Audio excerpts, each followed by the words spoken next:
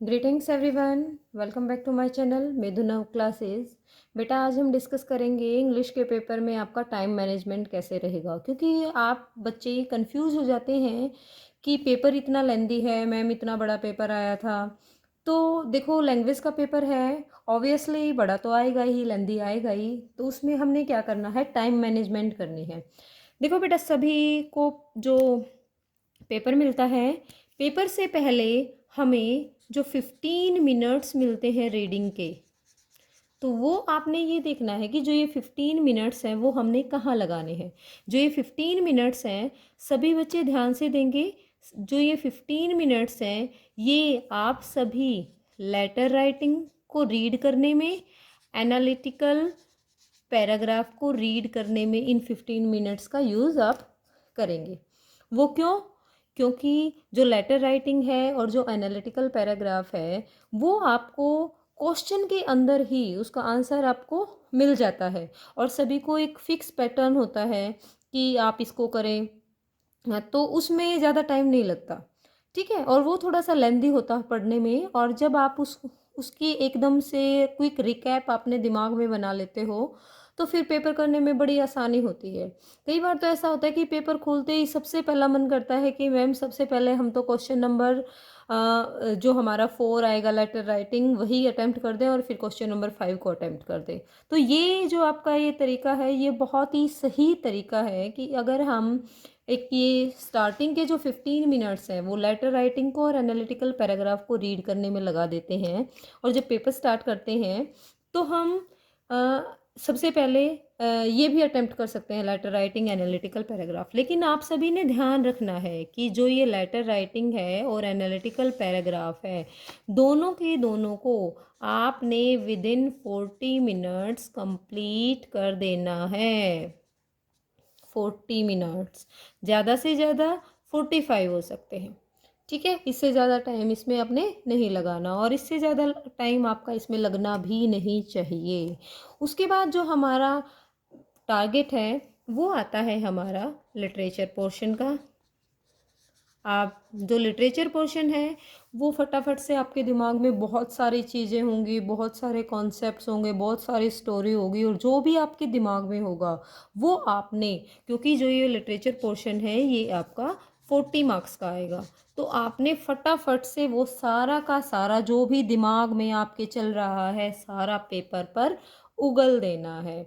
और फटाफट से करते हुए, और जो हमारा लिटरेचर पोर्शन है उसमें आप टाइम लगा सकते हो 1 घंटा 20 मिनट। इतना टाइम आप लिटरेचर पोर्शन में लगा सकते हो। और अगर आपको लग रहा है कि इससे ज़्यादा टाइम आपका लग रहा है, ठीक है, तो आपने टाइम मैनेज करके चलना है। लिटरेचर पोर्शन में इतना ज़्यादा टाइम आपने, यानी कि इससे ज़्यादा टाइम आपने लगाना नहीं है।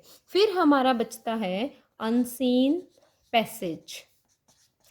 दोबारा से फिर से बता रही हूँ, कोई भी बच्चा स्टार्टिंग में पेपर मिलते ही आप जो रीडिंग करेंगे, अनसीन पैसेज की रीडिंग आपने नहीं करनी है। अनसीन पैसेज को आपने, जो लास्ट का आपका 1 घंटा है, 1 आवर, लास्ट के 1 घंटे में ही अनसीन पैसेज को आपने छेड़ना है। और फिर क्या होगा, फिर आपका दिमाग बिल्कुल आराम से काम करेगा। कैसे कि, क्योंकि आपका ग्रामर पोर्शन हो चुका है, आपका लिटरेचर पोर्शन हो चुका है, इतना सारा तो आपको आता ही है। तो बचा अनसीन पैसेज, सिर्फ लास्ट के 1 घंटा और अनसीन पैसेज को आप आसानी से कर सकते हैं। और आई होप कि आपका एग्ज़ाम बहुत ही अच्छा होगा। और जो ग्रामर के पोर्शन है, आपका ग्रामर पोर्शन है जो, वो आपने कहाँ करना है, जहाँ पर 10 मार्क्स का ग्रामर आती है ना आपकी, तो 10 मार्क्स की ग्रामर आप अनसीन पैसेज से पहले करेंगे, लिटरेचर पोर्शन के बाद में। यहाँ पे अनसीन पैसेज जो है वो आपने सबसे लास्ट में करना है। तो इस बात का ध्यान सभी बच्चे रखेंगे। इसीलिए ही मैं इस तरीके की वीडियो आपके साथ शेयर कर रही हूँ, ताकि आप, सबसे जो मेन परेशानी हमारी क्या आती है वो टाइम मैनेजमेंट में आती है। तो दोबारा से रिकैप कर लेते हैं कि जो 15 मिनट आपको पेपर मिलते ही, क्वेश्चन पेपर मिलते ही अटैम्प्ट करने से पहले 15 मिनट मिलते हैं ना रीडिंग के, उसमें आप लेटर और एनालिटिकल पैराग्राफ की रीडिंग करेंगे। कोशिश करेंगे कि 40 मिनट के अंदर अंदर ये दोनों चीज़ें आपकी हो जाएं। फिर आप लिटरेचर पोर्शन करेंगे और 1 घंटा 20 मिनट में जितना भी आप लिटरेचर का जो कुछ भी लिख पाते हो बस उतना ही लिखेंगे, उससे ज़्यादा आप लिखेंगे ही नहीं। बेशक छोड़ देना फिर उस पोर्शन को। फिर आप ग्रामर पोर्शन करेंगे और फिर अनसीन पैसेज आप लास्ट में करेंगे। अनसीन पैसेज कोई भी बच्चा बीच में नहीं करेगा। और एक और ट्रिक रह गई बेटा हमारी जो ग्रामर के रिगार्डिंग है। तो ग्रामर में सबसे मेन होता है हमारा एरर। तो एरर फाइंड आउट हम कैसे करेंगे, ये है मेन कॉन्सेप्ट। क्योंकि मेन क्वेश्चन क्या आएगा, या तो नरेशन का आएगा या एरर फाइंड आउट आएगा।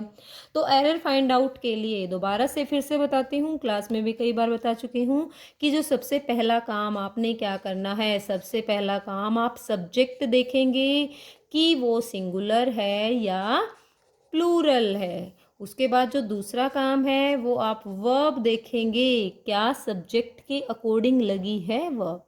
क्या वर्ब सिंगुलर सब्जेक्ट है तो सिंगुलर लगी है, या प्लूरल सब्जेक्ट है तो प्लूरल वर्ब लगी है।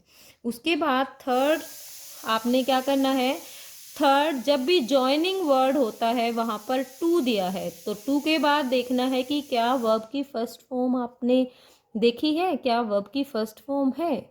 जो मोस्टली हमारा जो ग्रामर का पोर्शन होता है एरर फाइंड आउट करना है, वो मेनली इन 3 चीज़ों पर ही फोकस हो जाता है। ठीक है, तो जो मेन है एरर फाइंड आउट का, तो वो सबसे पहले आपने सब्जेक्ट को ही इंडिकेट करना है, सब्जेक्ट में ही देखना है। फिर उसके बाद कई तरीके की हैं, जैसे कि नंबर 4 पे आप देख सकते हो कि क्या इसमें देन दिया हुआ है, देन है तो क्या उससे पहले कंपैरेटिव डिग्री है। अगर द है उसके बाद में अगर डिग्री दी हुई है, एडजेक्टिव दिया हुआ है, तो क्या वहाँ पर सुपरलेटिव डिग्री लगी हुई है। इन चीज़ों का ध्यान रखेंगे। बाकी बेसिक्स मैं आपको क्लास में पहले भी कई बार करा चुकी हूँ। तो बस आज मुझे वैसे ही टाइम मैनेजमेंट के टाइम पे ध्यान आ गया कि एक बार आपको एरर फाइंड आउट के बारे में भी अच्छे से बता देती हूँ। वो कहते हैं ना कि टीचर के मन में थोड़ी तसल्ली नहीं होती है। तसल्ली कब होती है, जब बच्चे अच्छा पेपर करते हैं तब। तो आई होप बेटा आपका एग्ज़ाम बहुत ही अच्छा हो, बहुत ही बेस्ट एग्ज़ाम आप करके आएँ। और जैसे ही आपका एग्ज़ाम हो व्हाट्सएप करके मुझे ज़रूर बताना कि आपका एग्ज़ाम कैसा हुआ। ठीक है, और कोई भी बच्चा पजल नहीं होएगा। और सबसे लास्ट जो हमारी बात रह गई, सबसे लास्ट जिसको आप बहुत बार मिस कर देते हो, वो है साउंड स्लीप। साउंड स्लीप आप क्या करते हो, रात रात भर जागते हो, रात रात भर पढ़ते हो। एग्ज़ाम से पहले वाले दिन ये किसी ने भी नहीं करना है। सभी बच्चे आराम से सोएंगे, शांति से उठेंगे। ठीक है, उठने के बाद आप आराम से बिल्कुल साफ़ सुथरी ड्रेस पहन करके पेपर में देने जाएंगे। बिल्कुल डिसेंट माहौल में आपने रहना है। ठीक है, कोई भी शरारत नहीं करनी है, अच्छे से जाना। आई होप आपका एग्ज़ाम बहुत ही अच्छा हो। ओके बेटा, बेस्ट ऑफ लक, बाय।